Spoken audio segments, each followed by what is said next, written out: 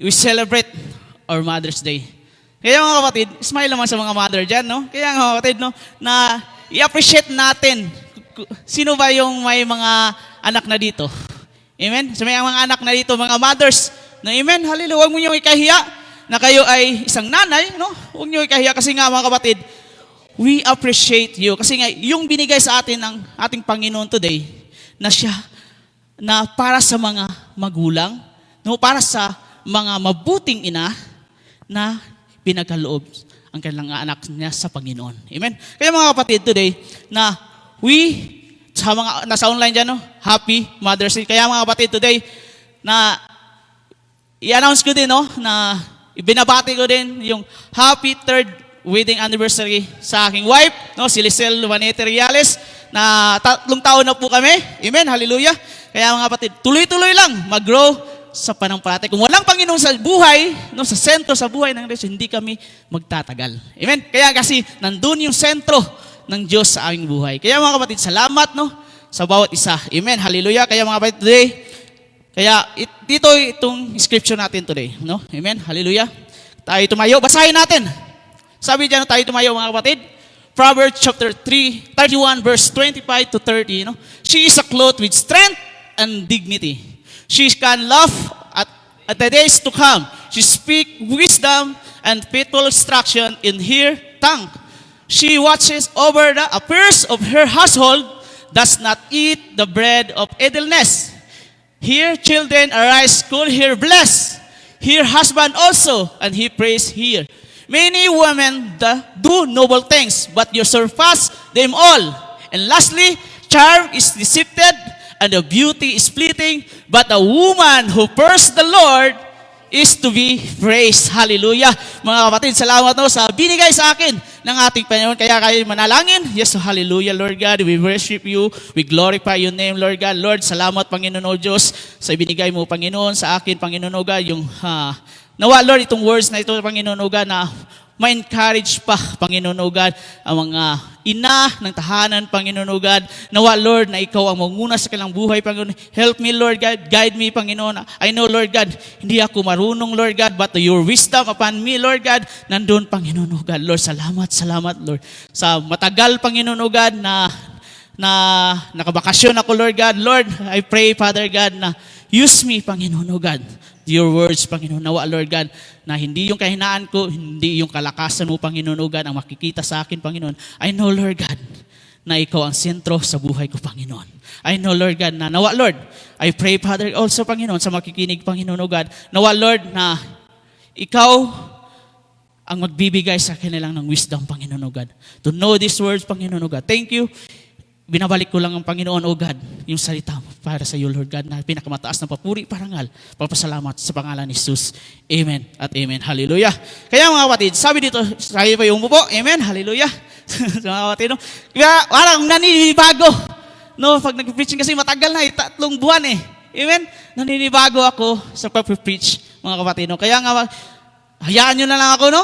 Kayo na lang mag-intindi kung ano yung mga, but the Lord upon Him, na dito sa lugar na ito, no, na tayo ay dapat pagpalain. Amen? Kaya mga kapatid, today, sinabi dito, no, sa Tagalog, sa Proverbs 31 verse 25 to 30, marangal at kapatiyagan ang kanyang kaanyuan, at wala siyang pangamba sa bukas na daratal. Ang mga salita niya ay puspus sa karunungan at turo niya puwang katapatan. Sinubaybayan niyang mabuti ang kanyang sambayanan, hindi tumitigil sa paggawa araw-araw. Iginagalang siya ng kanyang mga anak at pinupuri ang kanyang kabiyak.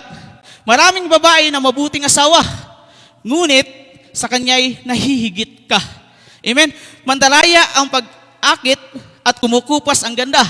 Ngunit ang babaeng gumagalang at sumunod kay Yahweh ay pararangalan. Amen? Ito po yung, kung matandaan natin, ito po yung si Solomon. Amen? Hallelujah. No? Ito po yung mga kapatid, no? Na alam natin, yung nanay niya, hinahangaan niya. No? Nakikita natin kung ano yung nanay ni Solomon sa kanyang buhay, no? Na alam niya, may takot ang ina sa Diyos. Kasi nga mga kapatid, kung titignan natin, Ngayon, kay Mother's Day naman, no, magbibigay tayo ng papasalamat sa Diyos.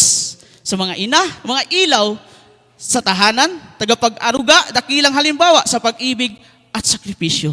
Amen? Sino dito, no? May anak, no? Alam natin na meron kayong mga anak, no? Mga ina, no? Amen? Hallelujah. Kaya mga kapatid, today, na ipinaparating sa atin ng ating Panginoon na hindi lang kagandahan, no?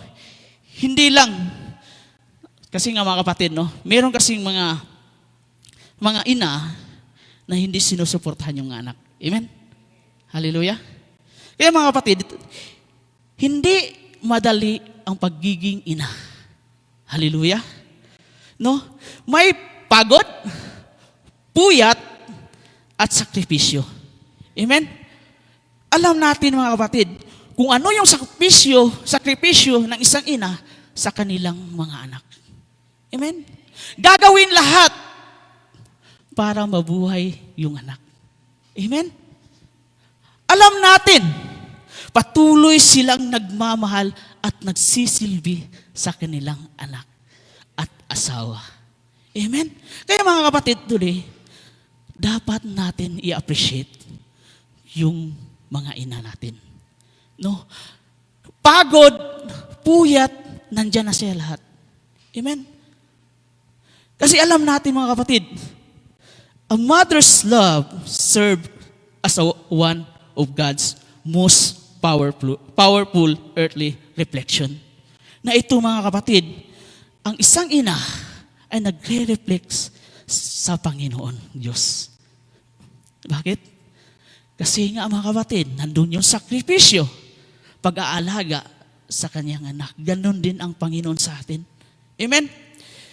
Representing sacrifice, nurturing, and unconditional care. Amen? Yung pag-aalaga ng isang ina, walang katumbas. Amen?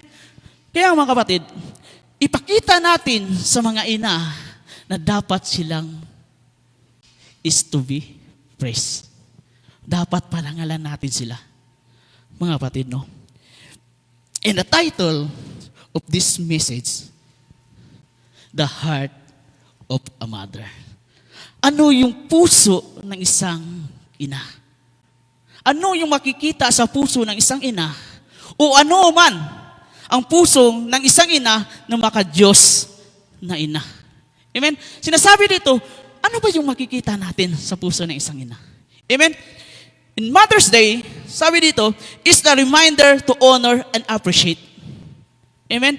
I-honor natin, i-appreciate natin yung mag-ina, yung ina, the love, sacrifice, and faith of mothers. A mother's heart reflects God's care. Amen? Full of patience, strength, and unconditional love. Amen? Na i-reflect natin kung paano ang Diyos nag-aalaga sa atin. Ganon din yung ina. Ganon din yung mothers. Mga kapatid. Amen. She is a truly blessing from the Lord. Siya ay totoong pinagpala ng Panginoon.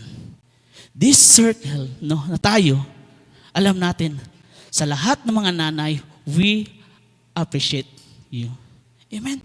Kasi yung pag-aaruga at pag-aalaga pa lang, na umalis ka dito, umalis ka sa Pilipinas, pumunta ka dito, sakripisyo na yon. Kahit hindi mo manakita yung anak mo, kahit sa video ko lang, no? Pero hindi mo mataminin na mimiss mo sila. Hindi mo maaminin masakit na malayo sa kanila. Amen? Ganun po mga kapatid. Elaborate natin, no? The word defines motherhood through, alam natin, no? Itong i-defines natin kung ano yung makamundong ina. Popularity, success, amen? Material achievement na kukuha mo, you know? Amen? Social approval. But the Bible defines motherhood through faith, grace, godliness, spiritual influence. Dapat tayo, kung kayong, kasi hindi naman ako ina eh. Amen? Kayong mga ina, amen? Dapat turuan natin yung mga anak nyo. Dapat kayo ang halimbawa sa anak nyo. Amen? Hindi ako nagsabi dito, ang Panginoong Diyos na nagsabi dito. Amen? Kaya mga kapatid, a biblical mother is not perfect, but she is purposeful. Amen? Lahat dito, kahit sa Biblia, mga ina ay hindi perpekto. But binibigyan ng layunin. Amen? Kaya mga kapatid, pinasabi ng Diyos dito sa atin na dapat natin bilang isang maka-Diyos na ina ay hindi lamang pagpapala sa pamilya, kundi sa buong henerasyon. Amen? Kaya mga kapatid, dito, ipinapakita kung ano yung nilalaman ng puso mo. Kasi makikita mo sa social media, ang daming ina pinapabayaan ang kanilang anak. Amen? Ang daming mga ina na hindi binibigyan ng pera, hindi pinapaaral. Because I know, kung ikaw, isang maka-Diyos na ina, alam mo ang responsibilidad mo sa iyong anak, dapat turuan mo, i-train mo sila. Amen? Hallelujah. Kasi nakikita sa iyo. Amen? Hallelujah. Kaya mga kapatid, there are 3 things kung ano yung nasa puso ng ina. Amen? Number 1, a mother who fears the Lord. Ang isang ina ay isang babaeng may takot sa Panginoon. Amen? Bakit ba sinasabi dito sa Proverbs 31-30? Sabi dyan, charm is deceptive, and the beauty is fleeting, but a woman who fears the Lord is to be praised. Amen? Ang kagandahan, mawawala yan. Amen? Pero, sinabi dito, ang tunay na kagandahan ng isang ina ay nasa panlabas, kundi nasa kanyang relasyon sa Diyos. Amen? These are temporary. Kung ano nilalaman ng ating puso, dapat yung relasyon natin sa Diyos. Kung ano yung relasyon natin sa yung mga anak mo, kung anong relasyon mo. Amen? Kaya ipinapakita dito sa atin, lahat ng bagay is temporary. Pero kung may takot ka sa Diyos, pinagpapala ka niya. Pinaparangalan ka ng ating Panginoon. Amen? Hallelujah? Kaya mga kapatid, today, ang ina ay marunong manalangin at magtiwala sa Panginoon at nagiging matibay na haligi sa tahanan. Example mga kapatid, si Hannah, in the book of Samuel, chapter 1, verse 27-28. Hindi ko na lang sila dyan, para tayo magsaliksik ng salita ng Panginoon. Hannah dedicated her son back to God through prayerful sacrifice. Na alam natin, si Hannah, na nakikita sa kanya, Lord, ito yung anak ko, Lord, I will give you, we surrender to you. Nanalangin siya, mga kapatid. Ipagkatiwala ang kanyang anak sa Diyos. Amen? Sabi nga nito sa 1 Samuel chapter 1, verse 27, I pray for this child, and the Lord has granted me what I asked Him. Amen?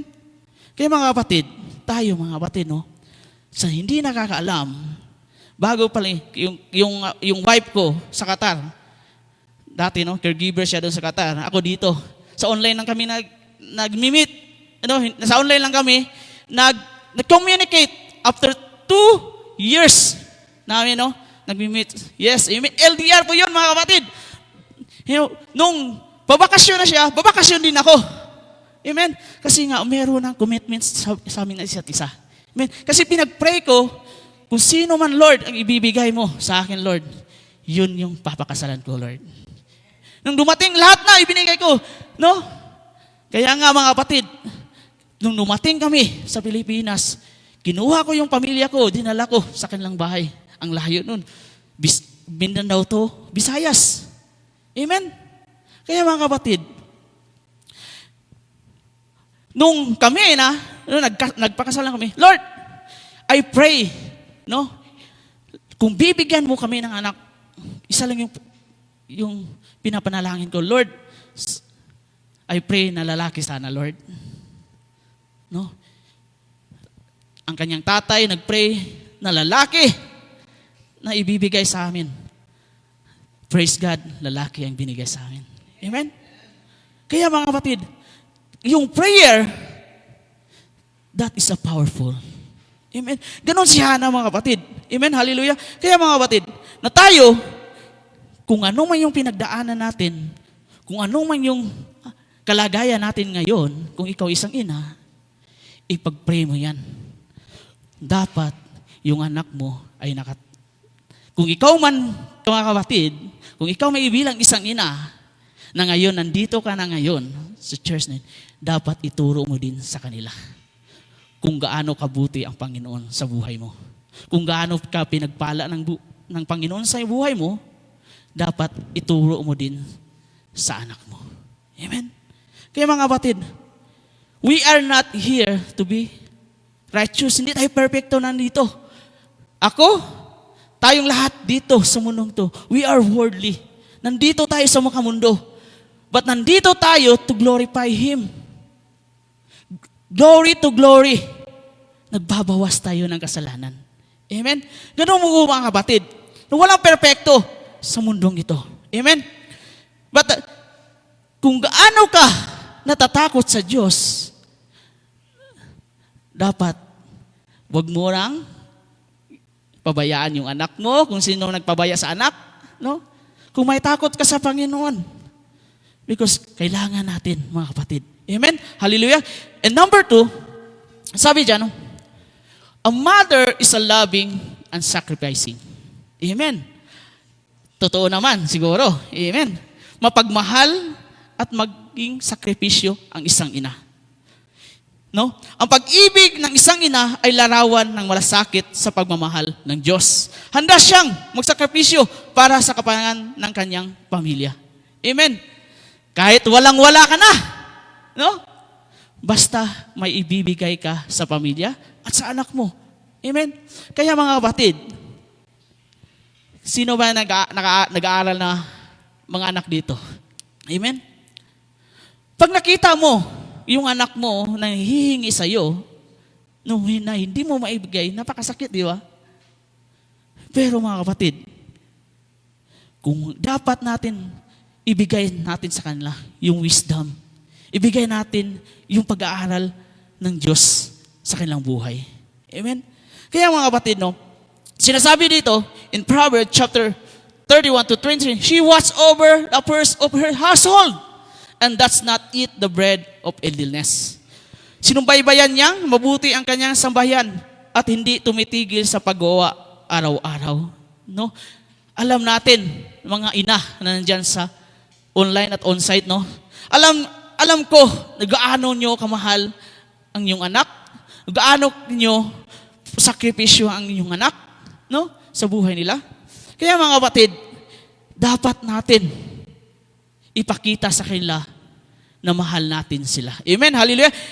And number 1, sacrifice time and energy.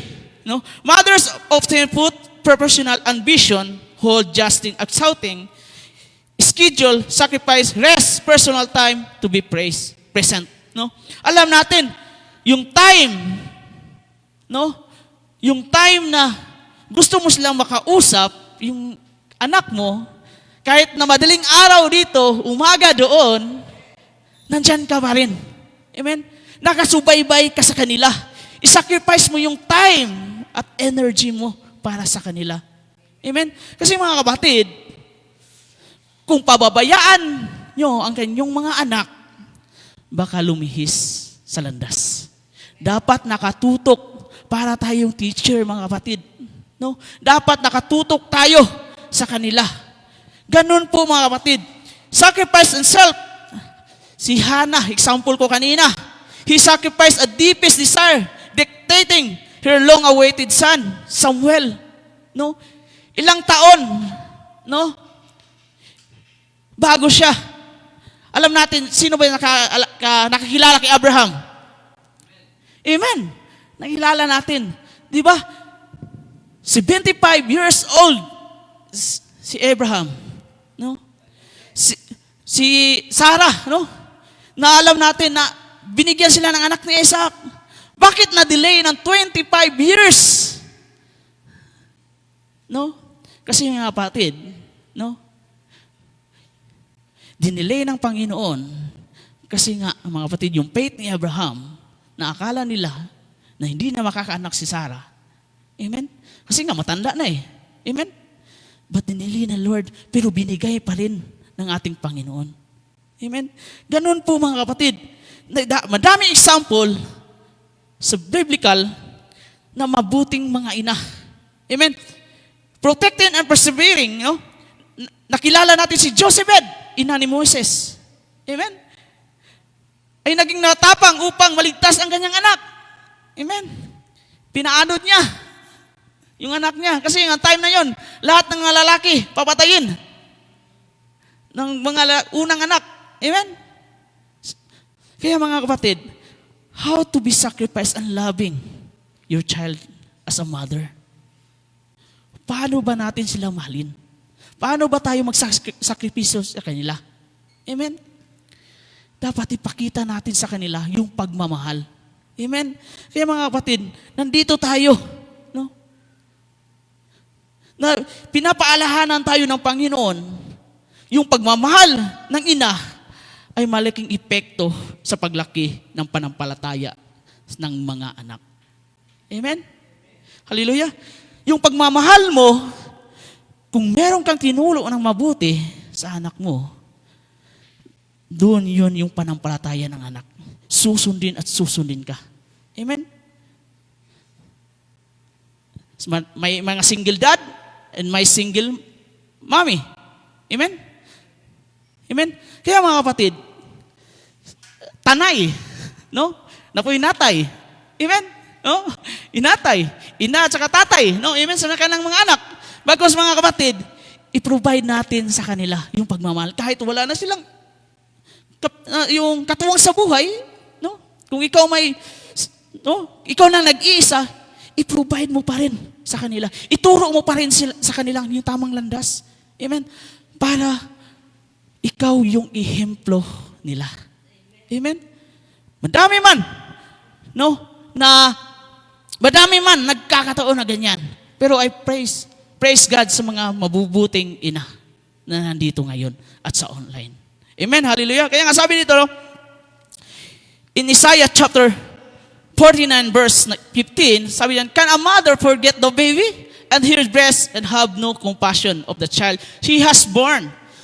Though she may forget, I will not forget you. Ganun po yung pagmamahal ng isang ina. Ganun din yung pagmamahal ng ating Panginoon sa atin. Amen. Makakalimutan ba ng isang ina ang sanggol ng kanyang pinasuso? Hindi ba niya pagmamalasakitan ang anak na galing sa kanyang sinapupunan? Kahit pa nakalimot ang isang ina, hindi ko kayo kakalimutan. Amen. Kaya nga, huwag natin kalimutan kung gaano ang ating Panginoong Diyos nag-care sa atin. Amen. Ganon din yung sa isang ina. Huwag niyong kalimutan ang inyong anak. Huwag niyong kalimutan na magturo sa kanila ng mabuti. Amen.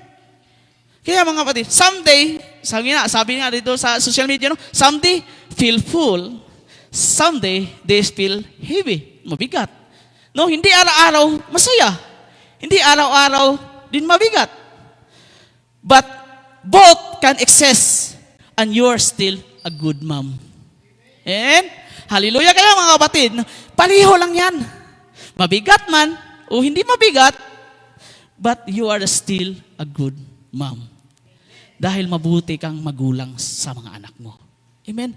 May darating man na panahon mabigat na akala mo, pinabayaan ka na, tuloy-tuloy ka lang. Ganun ang Panginoon sa atin. Minsan sa time na ngayon, meron tayong mga iniisip na mabigat. Lord, parang binabayaan mo na ako, Lord. Lord, parang iniiwan mo ako, Lord. Lord, bakit ganun? Daming what if sa buhay. Huwag tayo mag-what if sa buhay. Sino ba nakaalala? Nung tinetem si Jesus Christ ng ating Panginoon, no? Tinetem ni Satanas. Anong sinasabi? If! Huwag tayo maging what if sa buhay natin. Amen? Matuto tayo sa kapangyarihan ng ating Panginoon. Amen? Kaya mga kapatid, kung daming what if sa buhay mo, you are not in trust in God. Amen? Kaya mga kapatid, kung may buhay man tayong mabigat, kung ikaw isang ina, madami kang pinagdaanan, i-surrender mo sa Panginoon dahil siyang magbibigay sa iyo ng kalakasan. No? Amen? Kasi mga kapatid, walang babae na mahina. Walang lalaki na mahina. Amen? Kung magpapadala ka sa mahina, kung tayo may tumakbo, pahinga ka at magpatuloy. Amen? Kaya mga kapatid, today, sinasabi ng Panginoon sa atin, ikaw ay isang mapagmahal na ina, mapag-aruga na ina sa buhay mo. Sa buhay ng bawat isa sa anak mo. Amen? Hallelujah. Sabi pa dito, and lastly, a mother who gives a good legacy. Amen? Ang isang ina ay nagbibigay ng magandang pamana. Legasiya. Amen? Sino ba dito nagbibigay? No, mabuting ina. Nagbibigay pamana sa kanya. Hindi yung pamana sa bank account. Hindi yung pamana sa mga lupain. Amen? Ano na lang yun? Extra na lang yun. No? Kung madami naman kayong bank account, bonus na yun, mga kapatid. Kung madami naman kayong lupa, bonus na din. Pero ang kagandahan, kung ibibigay mo pamana, yung salita ng Diyos. Yung ibibigay mo, yung kabutihan, kung anong meron ang Diyos sa buhay mo. Dapat mangunguna siya. Mangunguna ang Panginoon sa buhay mo bilang isang magulang na ipamana mo sa iyong anak. Sabi nga na, sabi nga sa 1 Timothy 1:5, no? I am reminded of your sincere faith, which is first live in your grandmother Louise and your mother Eunice. I am persuaded now lives in you also. Amen? Naalala natin si Timothy kung gaano yung panampalataya ng kanyang lola at ang kanyang ina, amen? Kung paano siya binigyan ng pamana, ng good legacy. Yung faith ng isang ina sa Panginoon, ibinibahagi niya sa kanyang anak. Amen? Sabi dito, ang panampalataya ng isang ina ay naipasa sa kanyang anak. Amen? Kung ano yung narinig mo dito, kung ano yung salita ng Diyos ang narinig mo dito, i-share mo din sa kanila. Amen? Napakaganda yung salita nandun sa church na yun. Napakaganda niya binigay ng Diyos para sa akin. Ganito. Kaya mga kapatid, the greatest legacy a mother can leave is not wealth, but faith. Hindi kayamanan mga kapatid, no? Na madami ka dyan. Dapat yung faith na meron ka, dapat yung ipamana mo sa kanila. Kung anong yung sinasabi ng Panginoon sa iyo, yung buhay, ganun din ibibigay sa anak mo. Amen? Hallelujah. Sa mga walang anak pa, dapat ganun din, mga kapatid. Sa mga single, amen? Dapat ganun din, mga kapatid, no?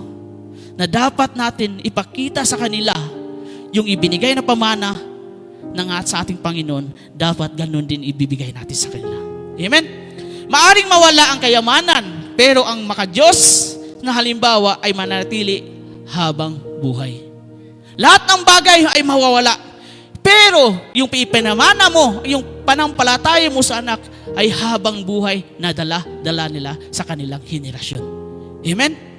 Sabi ito, example, si Eunice, ina ni Timoteo, ay nagturo ng panampalataya kay Timothy. No? Faith is often passed down, not just stuff. Louise and Eunice created home where faith dwell and live and reminded. No? Ipinaremind nila sa kanyang anak na ito dapat ang gagawin mo. No? I-remind mo yung panampalataya nila na ibinigay sa kanilang anak, yun ang dapat natin gawin. Amen? Kaya mga kapatid, sabi nga dito sa Proverbs chapter 31 verse 28, no? Her children arise and call her blessed, her husband also, and he praise her here. No? na alam natin, no, na iginagalang siya ang kanyang mga anak at pinupuri ng kanyang kabiyak. Amen? Kaya mga kapatid, kung ikaw ay mabuting ina, sabihin ng anak, pinagpangmalaki ka. Amen? Kahit sa classmate, ang galing ng mama ko, mabuti. Hindi ako pinababayaan. Yung tatay ko, hindi ako pinababayaan. No? Lagi akong pinaprovide, lagi akong tinuturuan kung ang tama at mali. Amen?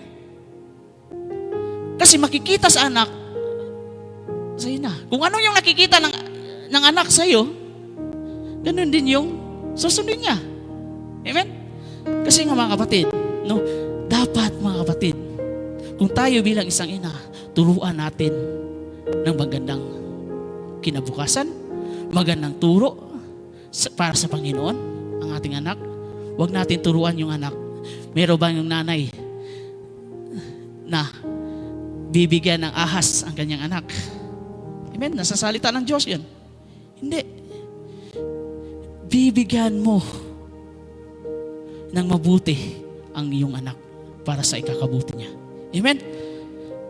Application sa buhay natin bilang isang ina. Nandiyan application at paano ba natin gagawin? How should mother respond today? Tatanungin ko kayo. Amen. Paano ba tayo magre-response sa ating mga anak at sa kabiyak? Kung ikaw ba'y mabuting ina? Nasa iyo. Hindi ako alam. Hindi ko alam kung ano yung nasa puso mo. Kayo lang nakakalam. But God give the mother response today. No, bibigyan ko kayo ng 3. Amen? Number 1, believe the gospel of grace. No? Dapat ito yung response natin. And number 2, build the home upon Christ. I-build natin sa bawat isa sa ating tahanan na ang Diyos ang sentro sa bawat isa sa atin.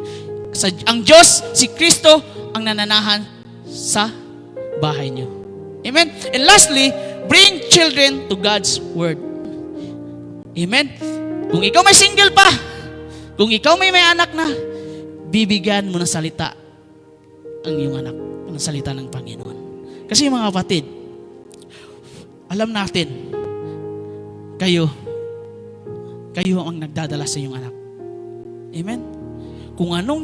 Kaya mga kapatid na bilang isang ina, napaka mabuti. No, na merong isang ina na bubuti sa kanyang anak, we appreciated you. No? Sabi nga kanina, kung sumusunod ka kay Yahweh, ay paparangalan ka. No? Lahat ng bagay ay kumukupas. Lahat ng bagay, no, nawawala. Napakaganda kung meron tayong Diyos sa buhay natin. Amen? Kaya nga, for a mother, no, be encouraged that your role is high calling from God. Sa mga ina ha, while you cannot believe your children lives for them, your consistent loving prayer and modeling of Christ in your greatest gift. Dapat tayo ay manguna sa ating mga anak. Dapat tayo ay hihemplo sa ating anak. Dapat makikita sa atin na tayo ay pupurihin ng ating anak. Dapat makikita sa atin, sa buhay natin, na yan yung mabuting ina ko. Amen? Kaya mga kapatid, we are not perfect as a mother. But kailangan natin mag-aral ng salita.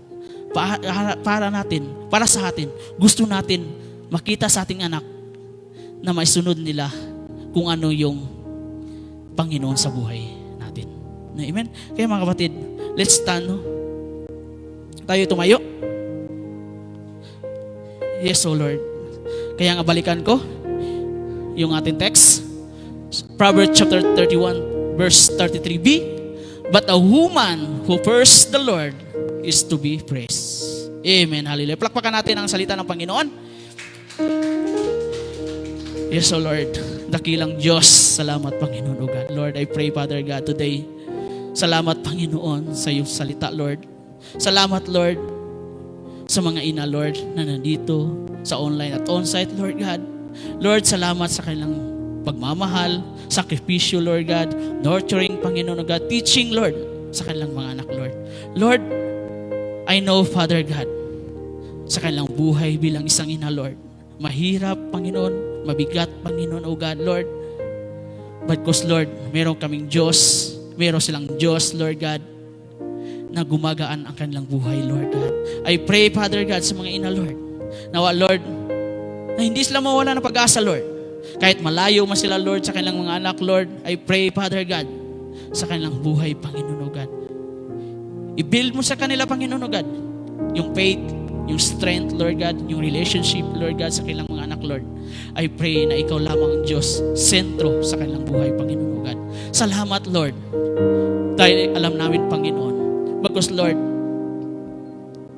at the heart of a mother, na ikaw lamang long nakakalam sa kanilang puso, Lord God. Lord God, we thank you today, Lord. Salamat, Lord, sa parangal na ibinigay mo sa amin, Panginoon. Salamat, Panginoon, na ginamit mo ang bawat isa sa amin, Lord. Nanawa, Lord, na ikaw manguna, Lord, sa aming buhay, Panginoon, O God. We praise you, we glorify, in Jesus the mighty name we pray.